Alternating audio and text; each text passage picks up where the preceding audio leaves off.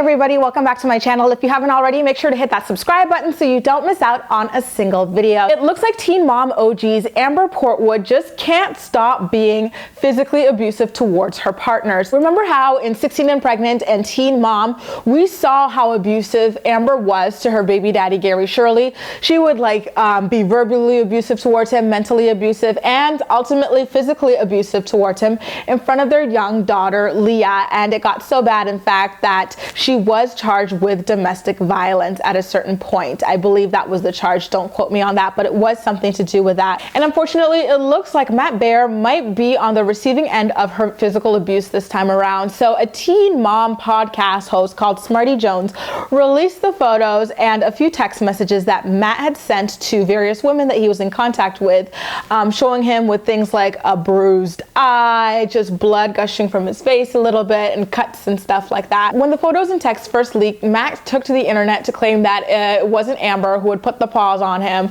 and that he had in fact gotten injured roughhousing with his friends. And to anyone with half a brain, that seems like an obvious lie. I mean, really, a bunch of 40, 45-year-olds are just running around beating up each other like a bunch of teenagers for no reason. And Smarty actually points out, look, Matt, these are your own text messages to women. You said she did it, the woman did it. So obviously it was not your friends roughhousing with you. But Matt is not backing down from his claims that it was his friends who had injured him and not his fiance, Amber, who does have a track record of domestic violence.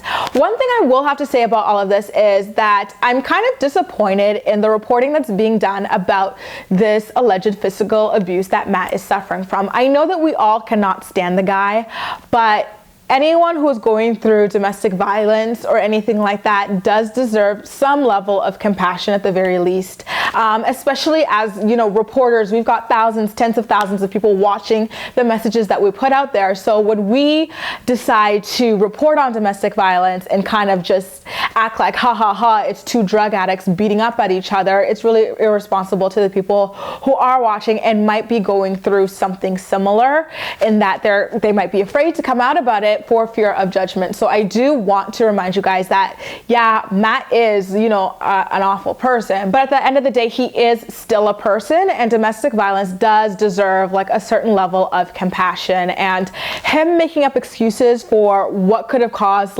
his bruising, his bleeding and stuff like that is totally normal of domestic violence victims. Another thing that I want to add is that Smarty Jones, the blogger, actually noted that a person who had employed Matt in the past had actually come forward to her and said that, listen, Matt had actually been around me with bruises and stuff like that. And at first he did claim that he got injured doing mundane things, but when he'd get mad at Amber, he would admit that it was Amber beating on him. And he did also add that he still plans to marry Amber later this year. You guys, I really don't know how to feel about this. On the one hand, I am kind of surprised that Amber would be physically abusive to Matt, because we see on the show, and I've mentioned it in my past videos, that I believe that he's really manipulative towards her and that she is a victim of some kind of psychological abuse. But at the same time, she does have a track record of being extremely abusive towards her partners. So, it also is kind of not shocking at the same time. So as usual, share all of your thoughts and opinions in the comment section down below and we'll chat. And I also will be leaving some resources down below for those of you who are or who know anybody who might be dealing with domestic violence as well. I know that Matt sometimes watches these videos, so hopefully,